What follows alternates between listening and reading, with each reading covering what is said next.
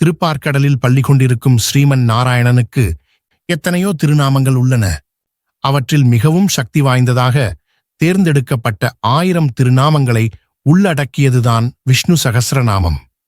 இதை தினமும் அல்லது சனிக்கிழமைகளில் அல்லது பெருமாளுக்குரிய ஏகாதசி, திருவோணம் ஆகிய நாட்களிலும் சொல்வது சிறப்பு.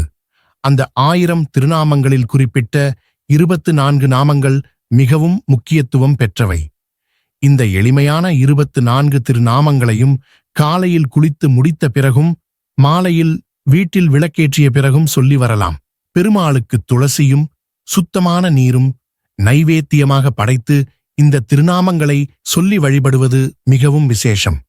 இதன் மூலம் ஒருவரின் வாழ்நாள் முழுவதும் மனநிம்மதி ஏற்படுவதோடு ராஜயோகம் ஏற்படும்.